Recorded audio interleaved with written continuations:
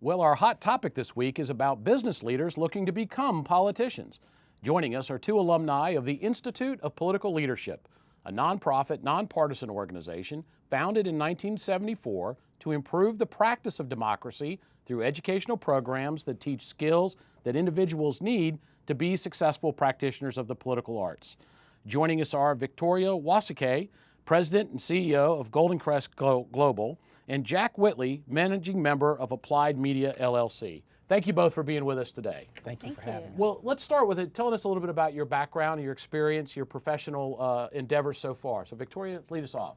Well, I'm an attorney by trade, so I practiced law for several years. I was a business litigator representing corporations.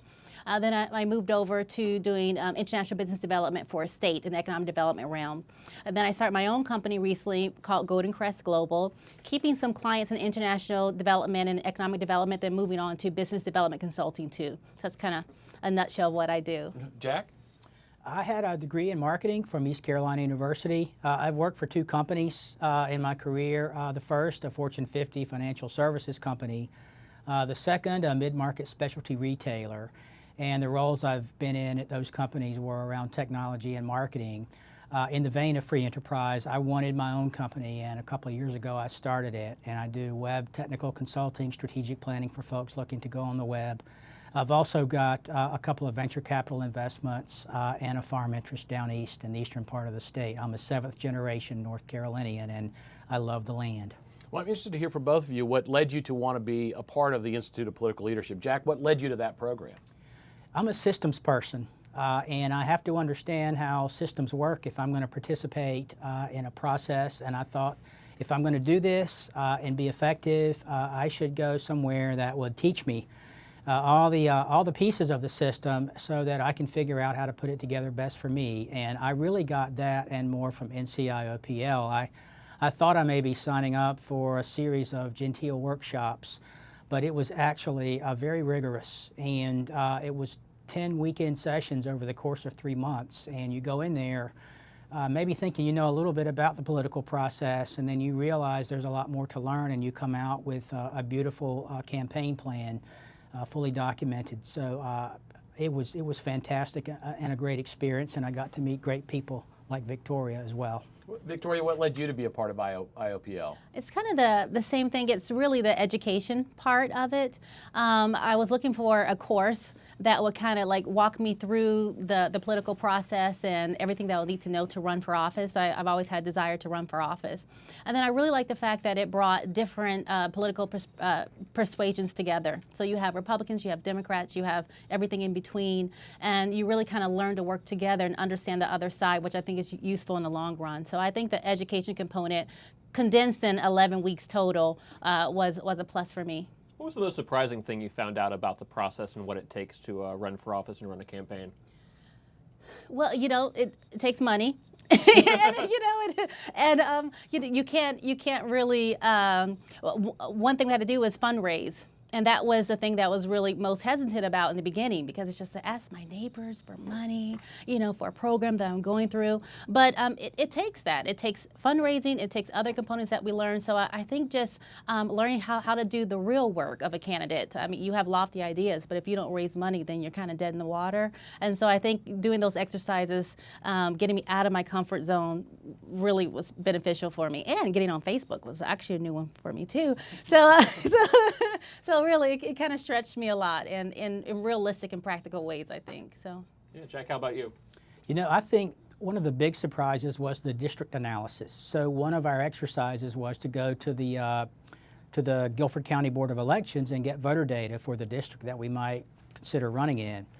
And it's still formative for me whether I do it or not. But doing that district analysis, I expected that district had voted Republican 60-40 for 3 elections in a row, and I expected the voter registration trends to match that, but they did not. It was about a 36 or 7% voter registration for Republicans and the remainder Democrats and independents, and yet they were winning 60-40.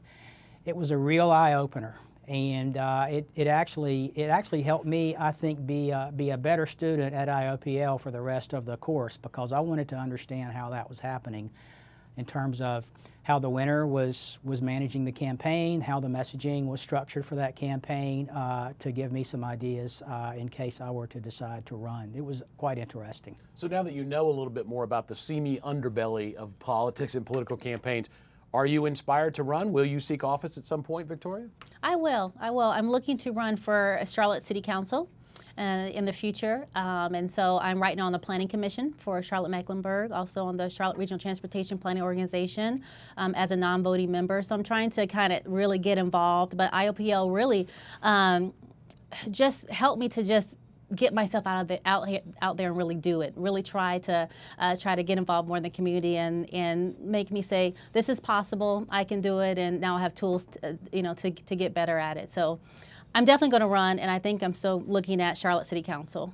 Jack, are we going to see Jack Whitley on a ballot sometime soon? You know, I want to run, but I want to run on issues, and I don't want it to be a mud fight. And I actually changed my voter registration to independent this summer. And I've already found that it's helping me have conversations with friends who are on both sides of the aisle. And I think it is super important right now for us to be able to have conversations about tough issues without it getting personal. I'm not sure that we've been in a tougher spot to have conversations about tough issues in my lifetime.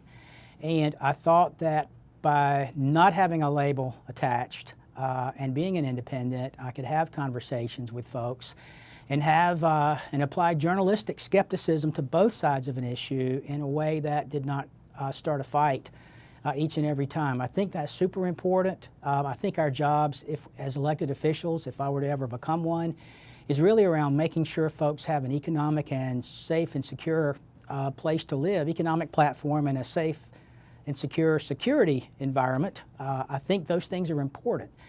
We don't seem to talk about that as much. We get down in the weeds around outlier issues, and I think it's hurt us. So if by being an independent, I can have a debate and a discussion around issues like that, it will be well worth it. I recognize that that would be a bit of an uphill battle, but I will say there are 2 million registered independents in the state now. And I've seen some independent candidates come very close at the state level for elections and potentially at the federal as well. Well, Jack and Victoria, thank you so much for being with us on this episode of Bottom Line, and we look forward to seeing you in the news as candidates for elective office at some point in the not-too-distant future. Well, one issue that's always present in North Carolina is economic development and what it takes for a community to attract and retain the kind of employers that provide a strong financial base for the people living in that community.